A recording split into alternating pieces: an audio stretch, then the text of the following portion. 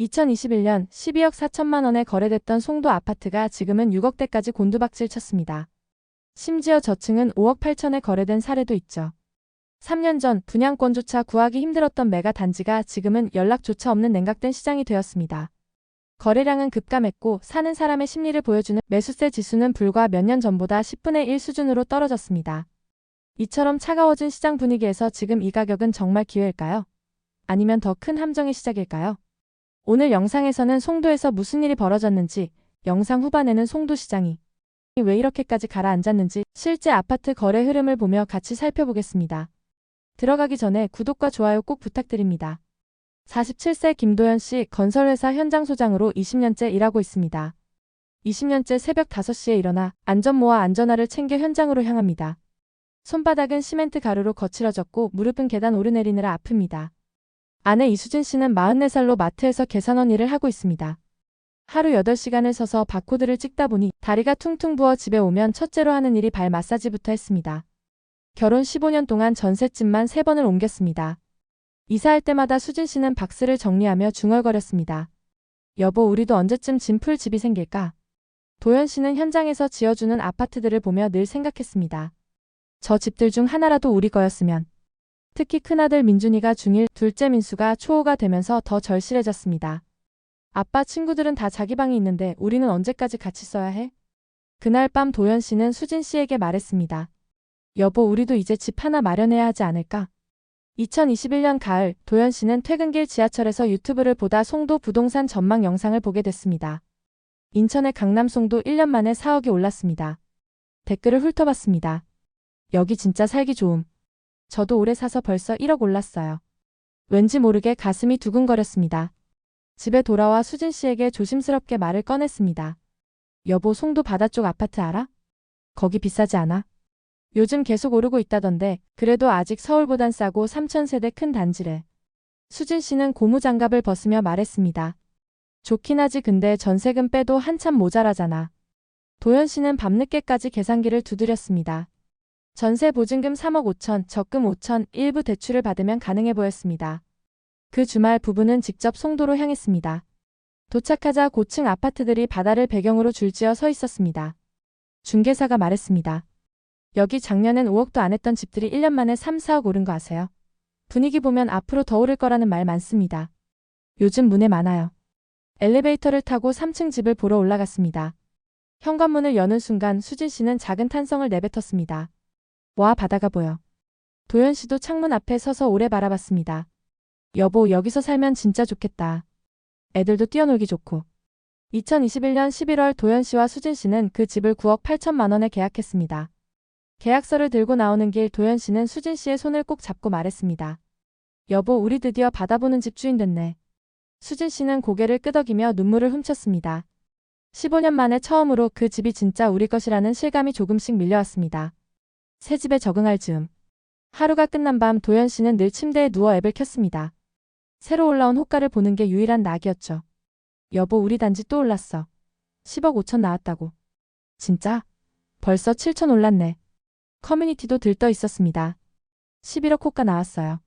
전 작년에 사서 벌써 1억 가까이 올랐어요. 아직 늦지 않았어요. 도현 씨도 댓글을 달았습니다.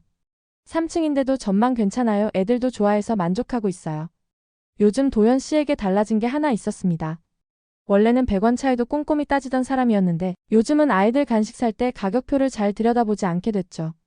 우리 집이 한 달에 몇 천만 원씩 오르는데 과자값 몇백 원이 뭐가 중요해. 수진 씨도 마찬가지였습니다. 매번 고민만 하던 장바구니, 이번엔 옷, 신발, 가방까지 전부 결제 버튼을 눌렀습니다. 이젠 이 정도는 나를 위해 써도 되겠지 싶은 마음이었죠.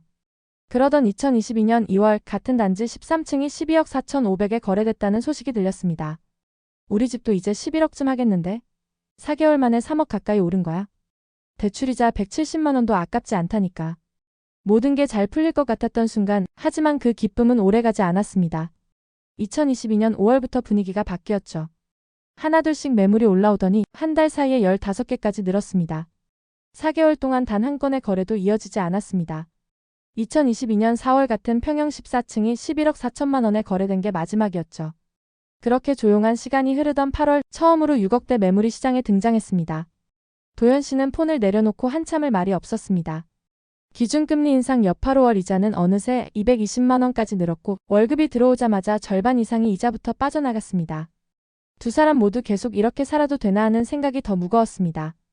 2025년 도현 씨는 침대에 누워 또다시 부동산 앱을 켰습니다. 스크롤을 내리던 눈동자가 멎었고 심장이 먼저 반응했죠. 같은 단지 2층이 5억 8,500만 원에 거래된 거였습니다. 그 순간 숨이 턱 막혔습니다. 우리가 9억 8천에 샀는데 3년 만에 반토막. 집값이 거의 5억이나 떨어졌습니다. 핸드폰을 천천히 내려놓고 가만히 천장을 바라봤습니다.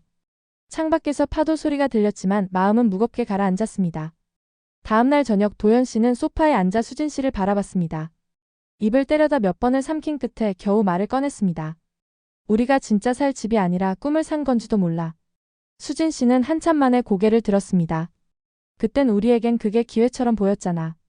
그 말에 도현 씨는 더 이상 아무 말도 할 수 없었습니다. 욕심이었을까, 용기였을까? 아니면 그냥 착각이었을까? 둘 사이엔 긴 침묵이 흘렀습니다. 그런데 정말 송도에 무슨 일이 벌어진 걸까요? 김도현 부부만의 문제가 아니었습니다. 먼저 송도 아파트들의 실거래가부터 살펴보겠습니다. 다음으로는 이 하락의 배경과 시장이 왜 이렇게까지 흔들렸는지도 함께 알아보겠습니다.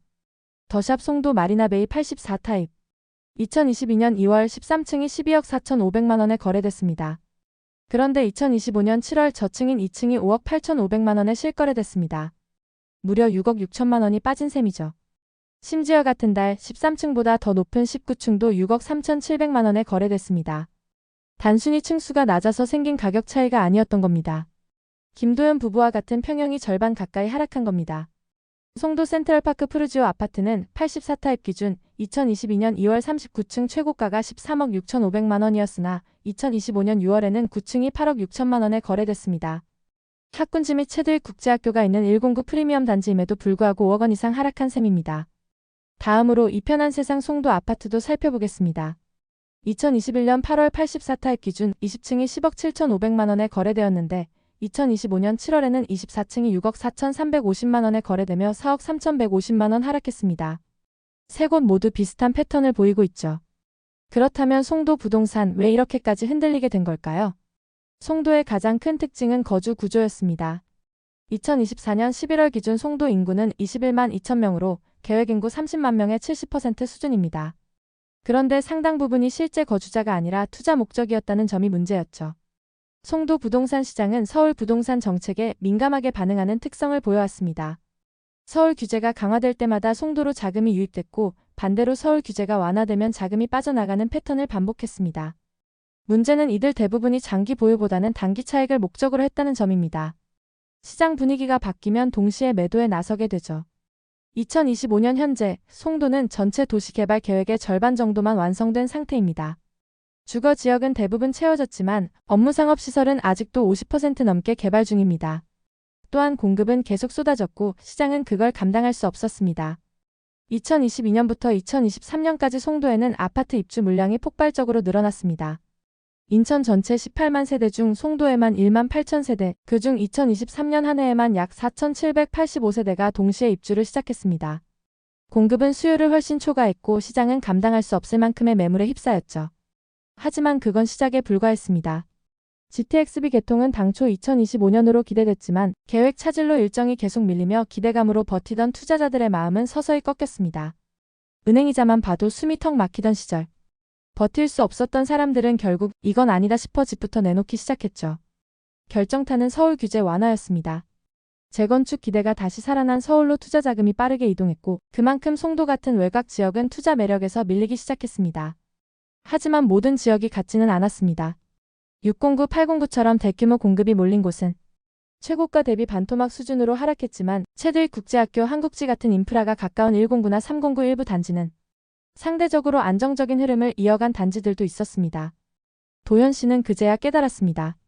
이건 단순한 운이나 타이밍 문제가 아니었다는 걸요. 시장은 구조적으로 무너지고 있었고 그 한가운데 자신이 서 있었던 겁니다. 그렇다면 이런 변화들을 어떻게 해석해야 할까요?